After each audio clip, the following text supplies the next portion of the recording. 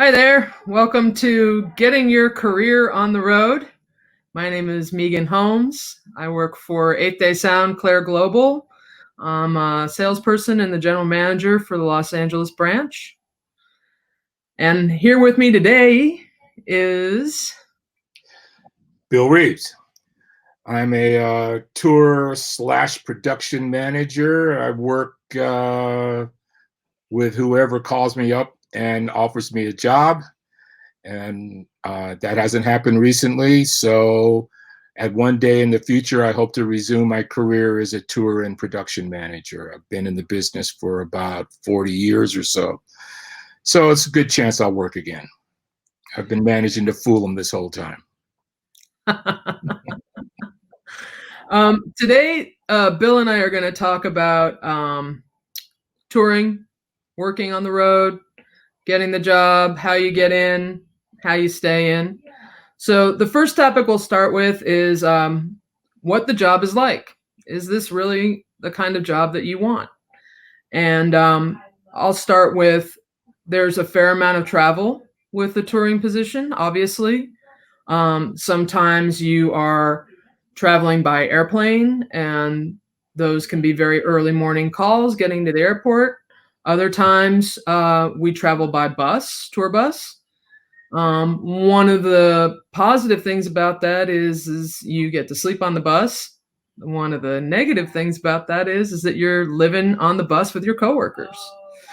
And because of the travel situation and because you're in different cities all the time, it also means that you're going to be eating all sorts of different foods, sometimes not so great, sometimes not so in line with whatever your dietary needs are. And that can be challenging too. So those are kind of like the basic living things that can be very challenging with touring, being away from home.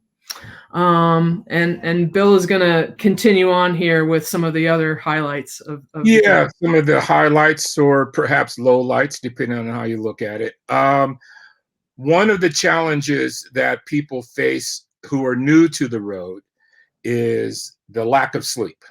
Um, a typical working day for a tour is anywhere from 12 to 16 hours of work, of being awake. And then, of course, once that day is done, you have to tuck yourself into your bunk, or if you're very lucky, into your hotel bed, grab 3 or 4, maybe if it's a luxurious day, you might even get 5 or 6 hours of sleep. And then you're back up and at it again, and you're going to rinse and repeat this situation for a minimum of 4 days a week, sometimes 5, sometimes all 7 days. So if you're somebody who values long hours of sleep every day, you're not going to get it. The only time you get some sleep is when you're not working, and then you stay awake worrying about when you're going to work again. Another sort of a low point or a challenge for this job is the stress level. Um, we are always working under time constraints. When you come into a venue in the morning, come hell or high water, you have to be ready to do a show that evening. Regardless of the challenges that may arise during the day, of some of which is things that you can control, some of which are things that you can't control. The power goes out, or gear that was supposed to be delivered doesn't get delivered, or things break, because mechanical things break whether you take care of them or not. They're going to break, and so the job is it sort of entails a lot of stress, to meet a timeline, to meet a deadline. And that can be, when things aren't going too well that day, that can be stressful. And stress can also be applied through interpersonal issues, financial issues, promoter issues, weather issues, all sorts of stuff can make your day a stressful day.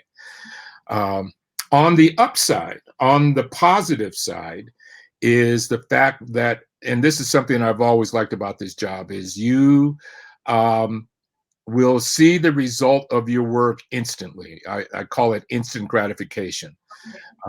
Unlike most jobs where you may work on a project for weeks or months or years and never really see or experience the final product or see the resolution or the effects of your work. When you're on a tour, you see the result of your work every night at 8 o'clock when the lights go down and the lights on stage comes up.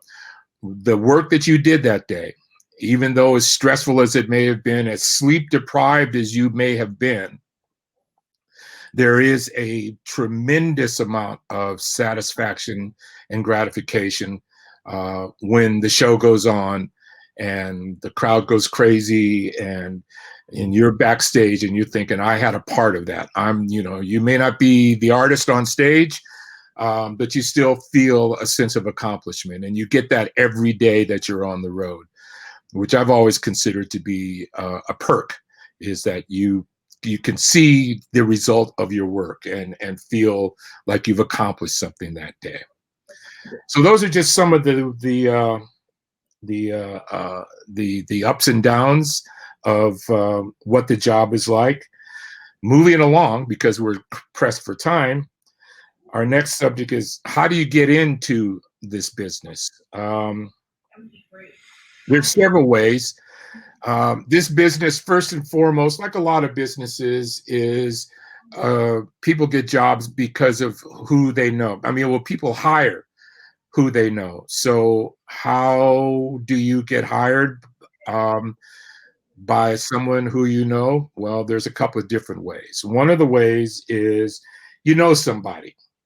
A friend or a buddy or a pal who's already working, who says, we need an extra guy to help us unload a truck, or the classic example of we need somebody. You got a van? Well, we need somebody to haul our gear around. Why don't you come on out and help us?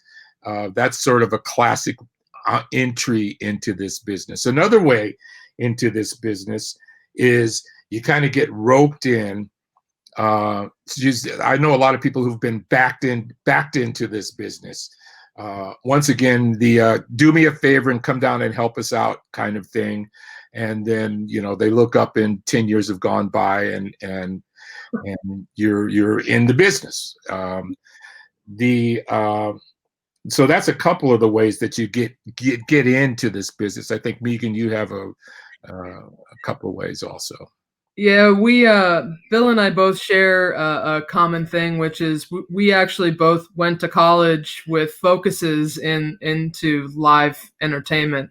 And while not necessarily the school got us our opportunity, we still had to know somebody in order to get our first opportunity to go in. But one of the points of entry, if you are in school, is going in and being an intern for a vendor. And I will say that here in Los Angeles, our 8th Day Shop has hired multiple interns that we've had come through our door who have graduated from the varying programs in the United States here. And honestly, it's your opportunity to show that you can handle the job and kind of create more opportunities for yourself. And ultimately, I think if you don't have anybody that sometimes that intern opportunity is the best way to get your feet wet and to start getting to know people. Yeah. Let me, something else occurred to me that we didn't, when Meegan and I were talking earlier, we were sort of laying out what we were going to say. Another way is, and it's kind of along with the intern way, is you can go down. I know several people who've done this, is you start working for free at a local club. I know several people who were interested enough in in getting into this business who they started working at a local club for pennies or nothing just to Or get the experience. Hmm? or church. Or A lot of wow, folks have great worked point. their Great church, point. you Yeah, know, and gotten an opportunity to do yeah, lights or sound, you yeah, know, working on a Sunday morning and taking care of the service. And I yeah. think Particularly that's what nowadays, we because the do. worship business is huge, Huge. and getting huger, and you can definitely pick up valuable experience working at your church. And if that's not to your satisfaction, working at volunteering for local community theater groups, because there's almost every town has a community theater group that puts on plays and musicals, and those kinds of productions require somebody to work backstage. So you can basically volunteer in a non-job paying position just to gain the experience and the knowledge that will then carry you onward as you pursue your career in theater production.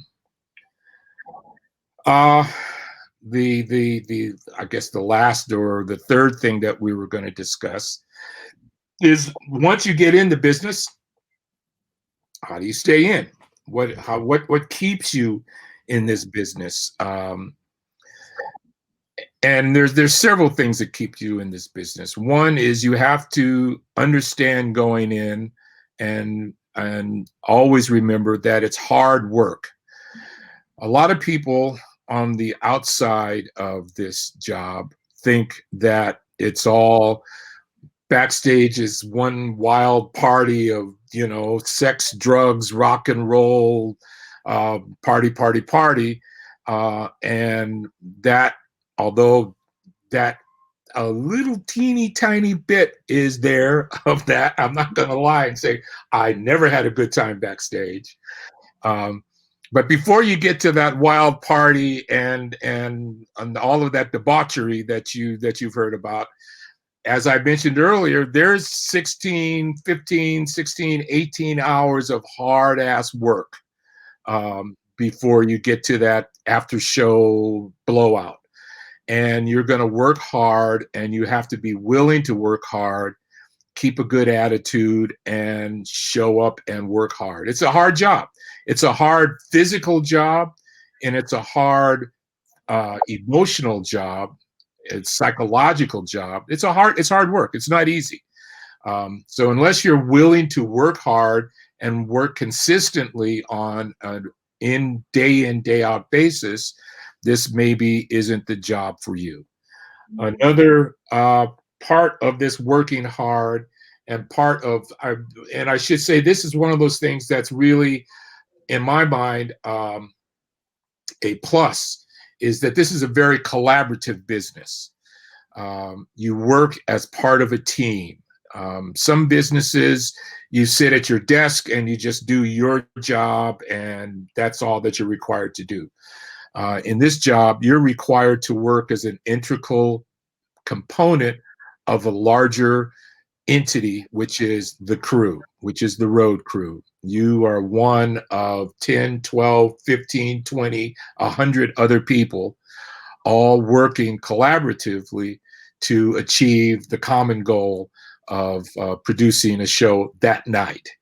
So you have to be willing to be a team player. You can't be a go it your own way kind of a person, because that doesn't work, because you have to be a team player, and you have to play well with others, work well with others, be willing to listen to others, be willing to take criticism, take instructions, and carry that out. So you have to be a team player. And because this job entails, and we sort of alluded to it earlier, but we should probably come back around and really hit it hard, is you have to be honest. You have to have the character to be a person that can be trusted to fulfill, be the kind of person who does what they say they're going to do. And if you mess up, be With all due respects to Meegan here, I was going to say be man enough, but you got to be able to step up and take a hit. If you screw it up, you got to take a hit. You can't just try and slough it off on somebody else. And we're running out of time, so I'll let Meegan rush to the conclusion here. I'm gonna jump on. A big part of honesty is integrity.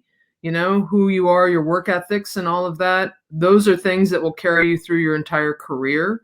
Who you show yourself to be. Being on time is a huge part of that. We talk about all these components of character that we look for in people that are busy in our industry. And that's certainly another character component. And ultimately, in the end, all this industry is relationships. So if you want to keep your livelihood going, you need to nurture those relationships, because you never know who you're going to get your next gig from. Yep. When you get the opportunity to meet somebody great and amazing like Bill Reeves, take advantage of bending his ear, take advantage of using it with a grain of salt. But I'm serious. I think that we are the sum of our contacts and who we know in the industry and the opportunities that we're afforded by people that we know. True. So that's us. I think we're out of time. We're way out of time. I'm sure they'll figure out a way to edit us down. Thanks for watching. All right. Bye. Bye, everybody.